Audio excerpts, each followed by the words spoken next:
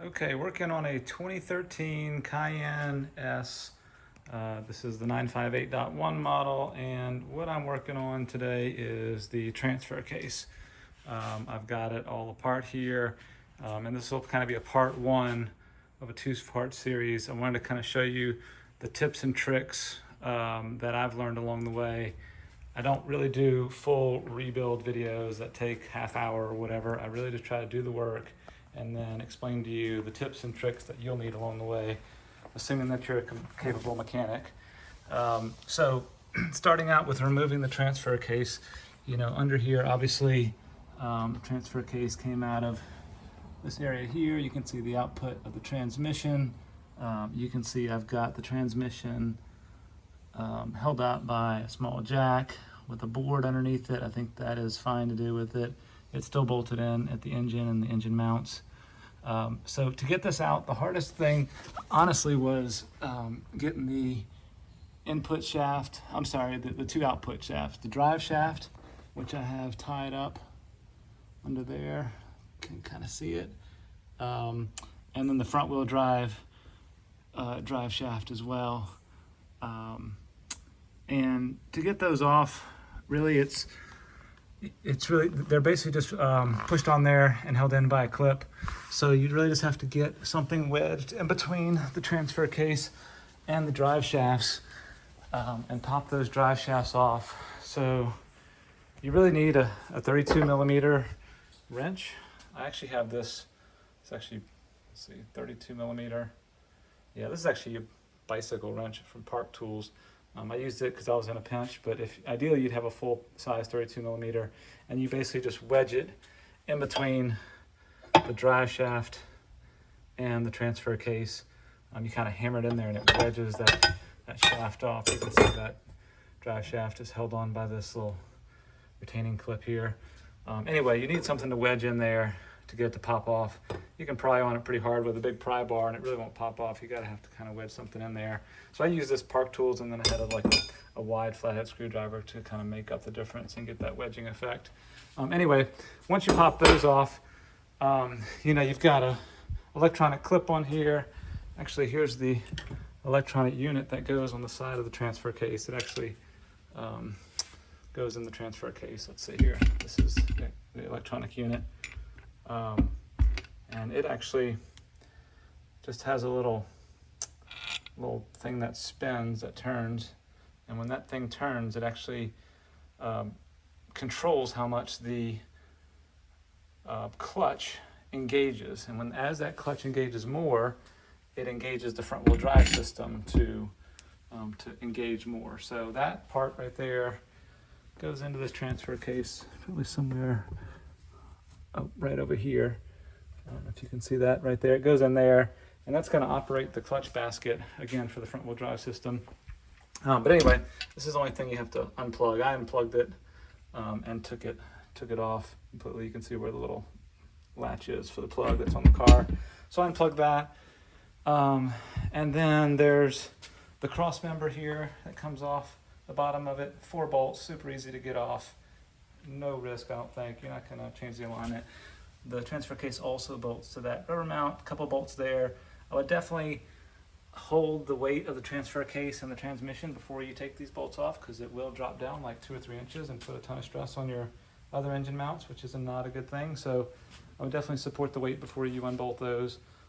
Those actually bolt to this little bracket here that bolts onto the transfer case. And that bracket and bolt system really holds the whole back end of the drivetrain up and stabilizes it quite a bit. So definitely be watchful of that and support the transfer case before you undo all that. And then after that, there are 10 bolts that hold the transfer case to the transmission. They go kind of all around. Oh, this is them right here. So this is where it bolts to the transmission. This side is down. This is where your model number is. I actually have a pretty late model, and this number here, mine's a 958-341-01010. Mine was actually replaced in 2021, a new model from Porsche, and I got one of the latest versions. So that's good information to have when you go to order parts. You want to make sure you have the right one. There is a breather valve on these transfer cases. That was part of the TSB because it used to just have like a little rubber thing with a little slit in it, and water would get in there and get into your transfer case and kind of ruin them over time. So they put out a TSB that adds a hose that goes closer to the engine and picks up air more out of the spray kind of area behind the engine. So that's one of the mods that they did. And then once you get the transfer case out, those 10 bolts are actually pretty easy to get to. There's basically 5 on each side, and you can use a long extension that goes kind of all the way to these top ones in the transmission tunnel area of the car, and just zip them off with a impact gun. You need like it's actually a 12.5 inch, actually fits really well. These are the bolts here. Actually aluminum bolts, but I don't think you have to replace them. And then you can get one of these 12-point spline things. This is a 16 millimeter. I also found that, again, a 5/8 standard socket 12-point is a really good tight fit, actually. So you can use either of those. So you zip those off. There are some dowels that are still holding it on, but definitely make sure it's well supported before you go zipping all the screws out. And then you can take it off. You know, I think one man can do it. It's not insanely heavy. I would call it 50 pounds. So you can, in theory, do it by yourself. Always good to have a buddy or even a wife and a jack nearby, just to make sure that doesn't come tumbling down. But I think I'm going to put it back in myself once I get it all put together. And then mine had a problem that I don't hear about much, but ultimately the input shaft on mine, this isn't exactly how it goes. This bearing's supposed to go on the other side, but the input shaft of mine actually stripped out. I don't know if you can see it, but these gears in here, all these teeth are stripped off, and the main shaft of the transfer case kind of stripped at that junction, kind of between these two things. I'll show you more. But let me show you where. So to split the case, that's the next big job. It is glued together. It's not insanely glued, but it is glued. And there are, what are they called, detents or whatever, dowel rods. I think there's 3 of them. One of the good ways to start is to get a bolt. This one's probably about 1/4 inch or so, 5/16, and kind of do the bolt wedging thing with the nuts. And so you want to, spread these things out with that, with tight, kind of loosening that nut on the bolt.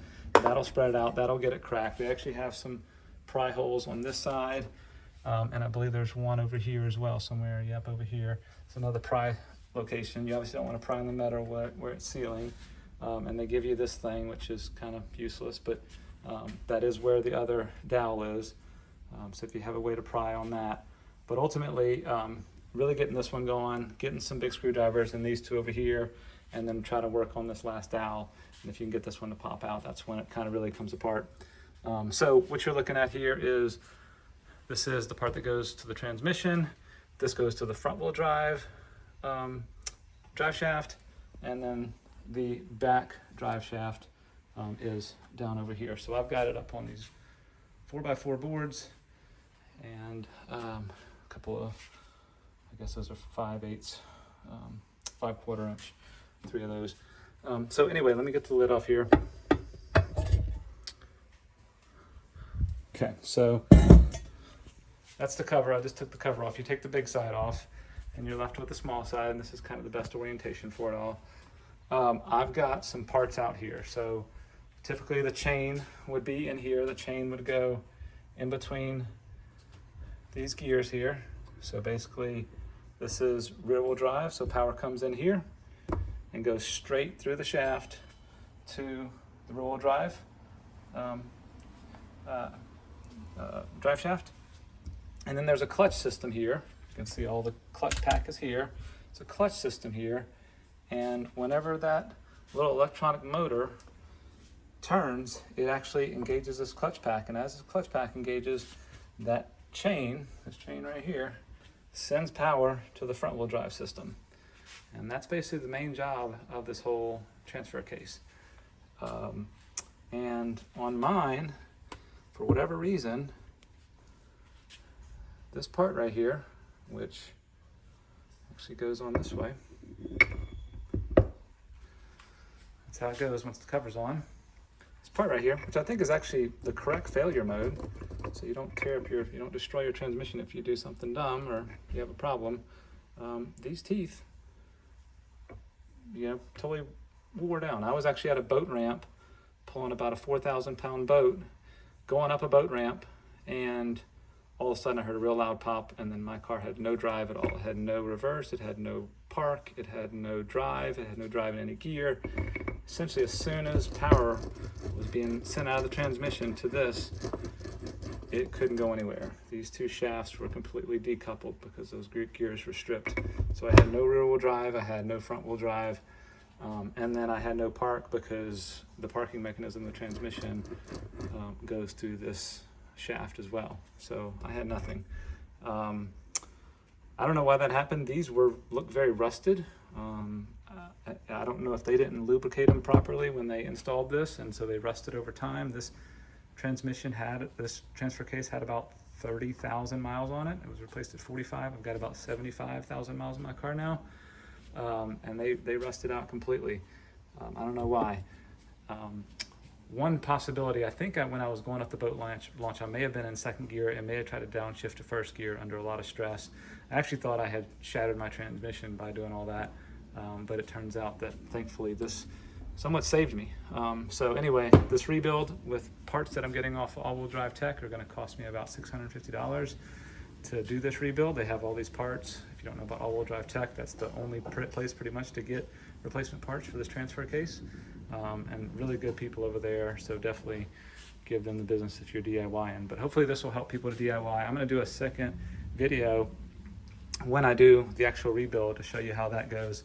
A few more things on getting this apart. So a lot of this is held in, these bearings and stuff are held in with these snap rings. They're pretty big. I would definitely say that you need a set of 9-inch snap ring pliers. This is the internal and external snap ring pliers. I got these right here, these 9-inch, come in both varieties. Definitely, I've already destroyed one snap ring trying to do it with the wrong tool, so definitely need that. These are my smaller ones. They weren't really useful. I broke some tips trying to do that. That's the little channel locks. I wouldn't go with those. These are some more snap rings that go on these smaller shafts. But essentially, when you go to split the case, you let's see, I don't think you may have to take, I don't think you have to take any snap rings off, to be honest. You can split the case without getting any snap rings off. You do have to take these dust shields off. These dust shields go on here, and they are pressed on, and they are pretty hard to get off. You really got to pry on them, but if you're opening it up, you're going to be buying parts one way or another, and they sell these at All-Wheel Drive Tech. So just go ahead and destroy them. A lot of things are going to be destroyed in the process. You have to destroy the seals that go in the cases as well. This one, I think, goes in here. This is the one to the front wheel drive system. You don't have to get it out, but it comes a part of a sealing kit that they sell. You have to buy it as a kit anyway, so that's just all part of the deal. And then inside here, this was where this input shaft goes. Where did my input shaft go? So this actually goes in here. Let's see, it goes this way. So yeah, you're gonna have this gigantic clip that goes in there. It's got to come out, and then on here, this bearing is not pressed on all the way, but you've got a clip here, and then when this gets pressed on all the way, a clip here. So you get two clips that trap this bearing right here. I'm replacing that bearing. I'm gonna do all the bearings. You can hear some of the grinding in that bearing from when those teeth sheared off. They got in those gears and they messed up the bearing surfaces. So I'm gonna replace the bearings as well. The bearing kit's $85. The seal kit's $50. This new shaft here is, I think, about $200. And this shaft over here is, who knows, another $100 or so. So anyway, it adds up, but still not a bad deal for a full rebuild. They also have a new clutch kit. That's an improved version. You also want to look at your clutch basket. What happens is these things, let's see if I can get on the good side of the light. But they'll start to develop little, as the clutches really hit on this thing, they'll develop grooves in this clutch basket, and they will, then they won't be able to float up and down as easily. And that's also part of what causes some of the binding up in the clutch system and some of the jerking sensation that you'll start to feel over time. So anyway, if you have an older one, these can be maybe like too soft to metal or something, but anyway, there's improved versions that have, nice smooth surfaces, good hardness, better clutch plates. There's also an improvement on the chain. The earlier versions had a 1-inch chain. This is a 1 1/4 inch chain. So that's an improvement that they made as well. Anyway, you can take these things apart, replace all this stuff for about $1,000 and have a much better transfer case with much nicer clutch plates and everything. I think I have the nice new clutch plates already because mine's the newest version. And then obviously you want to get in the right fluid, the DTM1 or DTF1 or whatever it's called. Ravenol, or there's also Triax on Amazon, which is a little bit better value. So anyway, you've got to get those clips out. You can push this bearing stuff out. This one basically, this basket is kind of pressed on there. You can take that off, and there's some, this will come out. This is kind of pressed in here. When all these bearings are pressed in here, but they're not pressed like crazy hard. They're just kind of a light press, so you don't have to go too crazy on them. I have a bearing press that I can use, and I use that to press out this main shaft. It didn't take a ton of force, but it did take some. So I don't know if you could whack on it to get that or not, but you do need some way to get some good pressure on some stuff. There's a couple of these washers in here. And this bearing is down in here, and it can get pressed out. There's a clip on the bottom side of it. So anyway, that's what all that stuff looks like. This is the clutch basket. It's kind of one unit with this gear on it. There is a bearing in here that can get pressed in and out. Again, that rides on the shaft here, but you can see this shaft, how rusty it was. Actually, the teeth on this are actually fairly intact. The teeth that actually sheared off were really these on this side. So let me get that on camera. Nope. Tough, but they're really rusty in there. I don't have any idea why something would rust that much. So anyway, I'll be putting some lubrication on mine when I put it back together. Here's that little mechanism that adjusts the clutch pressure. So that electronic unit goes in there. It turns this little worm gear. That worm gear actually interfaces with this set of gears here, and between these two components here, they create a wedge system that puts pressure on that clutch pack and engages that clutch pack inside the basket that routes the power through this over to the front wheel drive system. That's how it works. Anyway, that's what I've got for now. Hopefully this will help somebody who's also maybe going to potentially do this job, or maybe you just blew your transfer case and you're scared to death you have to replace your whole transmission like I was for a while. Just know that there is a way that these things decouple and you get zero drive at all if you have some similar problem. Okay guys, I'll be back with part 2 hopefully in about a week or two. Thanks, bye.